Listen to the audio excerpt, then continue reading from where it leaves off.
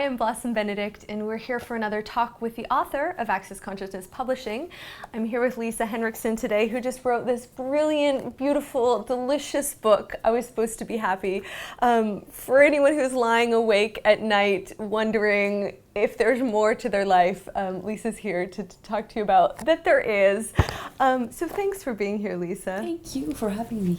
So, what inspired you to write this book? Who did you write this for, or why do I have the delight of holding this today? Actually, ever since I was very, very small, I always knew that there was some different possibility for all of us. I just came into this world and I was called Little Miss Sunshine because I was always very happy and, you know, just delighted to be here on this planet with everything that could be possible here. But then, as many of us do, growing up, we learn what's right and wrong and how to behave and not to stick out, not to be different. You know, it's better if you be quiet or whatever that was. So I pretty much learned how to, you know, be more like someone else told me to be, like I was supposed to be. Yeah. Sort of, and according to someone else. It's really interesting as you paint the picture of what ultimately led to your like physical meltdown and all that, because they're all good things, right? Like you were beautiful, you were successful, you got the man, you were climbing the corporate ladder. So this thing of like Little Miss Sunshine, everyone assumes that's a positive thing. Yeah, exactly. And I'm not saying it's wrong, and that's really important too. Because I did create my life according to this reality, and there's so much to it that was beautiful. Yeah. It was just, the problem was that I had never asked myself if that was actually what I wanted to choose. One of the reasons why I wrote the book is because I see so many people out there looking for all of those things because somebody else said they are the things that you're supposed to look for in this life. Right. And you go there and you work really hard and you, whatever it is that you're looking for, say it is to find the perfect man, and you have him, and then what? Yeah. So just as you said in the beginning, I actually wrote this book for those of you who lie awake at night thinking you have it all, but there's still something missing or thinking that there's something wrong. Yeah. I love at the very end of the book, you said, in the past, I always wanted more and couldn't settle for less. I judged this approach as wrong, and I told myself I should just be content and happy with what was. But how can I be happy when I had never asked myself what would make me happy? Exactly. Which is sort of the point of the book, like, hey, you can create anything. It makes me want to cry. Like, you can create anything in the world, and if it's not your life you're creating. Exactly. That's when it gets a little bit tricky. Yeah. And the body, from what I experienced, my body, we can talk about more about bodies because we like bodies. But my body was truly telling me that there was something different for me, but I kept ignoring it, and that was part of why I crashed, and that's included in the story as well. I got so much information from my body, from the universe.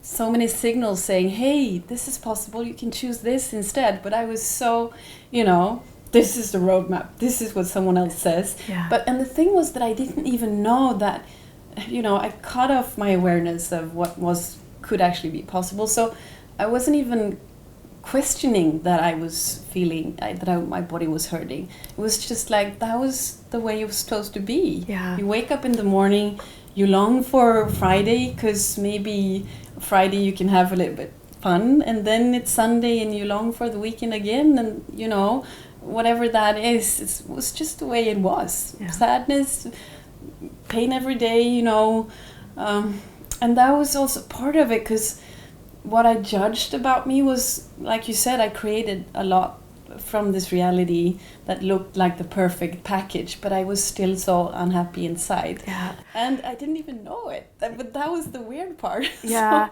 So many people, the body stuff you were saying, so many people judge that moment, like when burnout, or I know you had blood clots in your legs, as sort of like a betrayal, or your body let you down. Yeah. Did you have a hard time with that first? And how do you see, my real question is, how do you see that burnout now? You had said information. Yeah, I would say now that it was totally my body giving me information of, hey, you can relax, you can look at what's true for you, you can create your life in a different way, you can choose something different. And it doesn't mean choosing to, from one day to another, just, change everything. What my body was saying was that, what if you chose today to rest instead of just going on autopilot? What if you chose to be kind to yourself sometimes and not just try to, live up to whatever someone else expected of you, and whatever that was. Speaking of bodies, I know you've done modeling, and you talk a little bit in here, like the process of getting out of judgment of food and getting out of judgment of bodies. Yeah. Which is also Sweden. That's very sort of ingrained in that society. Yeah, can you even just give people watching one tool or one thing to get out of judgment of their bodies, or like where do you begin that? An easy tool would just be to, when you wake up, instead of going on autopilot, judging yourself, you say, "Hi, body, you are amazing today." And then maybe the little voice will say, no, whatever that is that you got going on loop. Just say stop to that voice, because it's not true. Yeah. You are amazing just the way you are. Yeah. And I met you not long after you found the Access tools, and I would say, like, your the enjoyment you have of your body, the joy you have in the world, like, it really is amazing. Whatever she's talking about in this book has actually it's working. It's working. It is working. And many people look at me as like, it's easy for you to say, you got this body, you got, know, but it has not been that easy. Right. I mean, I have a quote from Beyonce in she has a song, I don't remember the song now, but yeah, it's called Pretty Hurts. And she says that perfection is actually a disease of a nation. Yep. Because many people think just because you look the way you do, then you must be happy. I was supposed to be happy because I looked like this, but I didn't. Because it was not about being perfect on the outside. It was about liking my body, enjoying it, saying hi to it, and including it in my life. I actually do want to talk about relationship, because I think that that's a topic that so many people really relate to. And something that you were looking for, like the perfect man, the perfect thing, you got the perfect man, you left the perfect man, you said you're now single. What are you aware of now, or what are you looking to create in your life? No, the thing was that I had bought into what I would say one of the biggest programs in this life, that you couldn't be whole until you find your other half. Your other half. You complete me. Truly, as soon as I gave up the search and realized that I can't be whole by anyone else, I need to find me and what's true for me to have me. And that's the key to having me. It's not another person. Yeah. So just realizing that and, getting to know me and knowing that I am whole the way I am was like, oh, wow. And I'm going to quote you because I find you very quotable. Thank you. You actually said, if at some point a man shows up who's ready to allow all of me, everything I have, perhaps I will include that person in my life. And I just love that even that is still a question. Like, maybe if somebody would let me be all of me, then I'd look at it. No, but truly, because I've done that so many times. The meaning of the word relationship is actually the distance between two objects. So, how cool is that? And Gary Douglas, the founder of Access Consciousness, he tells a story about how a woman finds the perfect man, he comes to pick her up in his perfect minivan, and she tries to fit into the car, but she doesn't fit in, so she cuts off one leg just, to fit in. And then she keeps cutting up parts of her to fit into his beautiful car. And then when she finally squeezes into it, she doesn't have anything of her a left bloody of her. mess. Exactly. And I did that so many times. Trying to fit into another person's reality, trying to have me and whatever that, was. But it did not work. And now I have all of me, and it does not mean that I cannot choose to include someone in my life if I want to. And that's the brilliance when I have me, all of me, enjoying being me, living what's true for me, then I can choose to add someone if I like to. It's a beautiful way you write about it. For anyone who hasn't read this too, part 1 is Lisa's story, and then part 2 is all the tools that she found and is using in her life. And you have really pragmatic stories about, when my kids are making me crazy at the dinner table, this is the question I ask. When I'm sitting on the subway and I get grumpy, this is the tool I use. So yeah, because it's not about being perfect. I'm not saying now I'm happy all the time and my life is brilliant and I don't have any problems. That's not what I'm saying. yeah. Because if it's about, you know, I say that it's an invitation for you to find and choose what is true for me, and that's truly what I did with the Access Consciousness tools. I have found what's true for me, and it makes everything so much easier now that I'm not living someone else's life.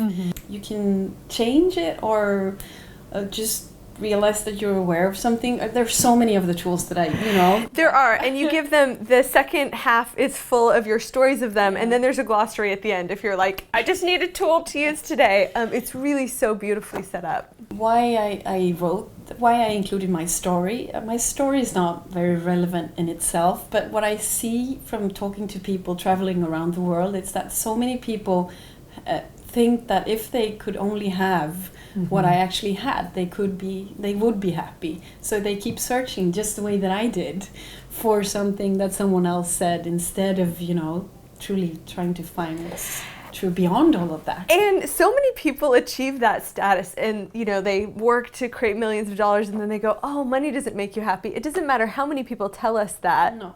But what if we didn't have to work really hard to attain all the things that we don't want in order to figure out we don't want them? Exactly. You could just read Lisa's book instead. Whether or not people read this book, what do you want them to know? I truly want them to know that it is possible to change your life. I think my story is an example of that it's actually possible, and that's why it's part of the book.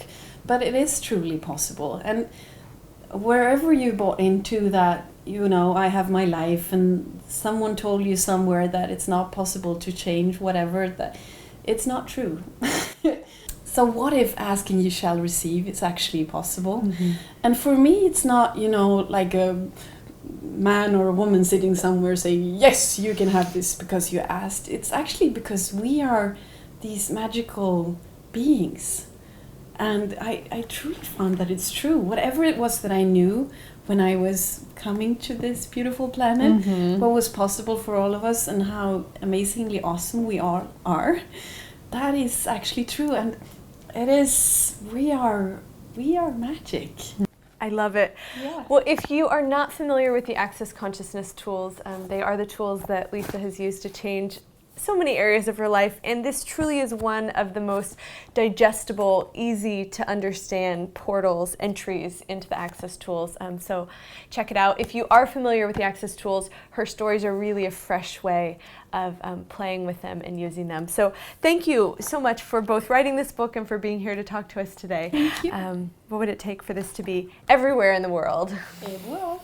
That's my point of view.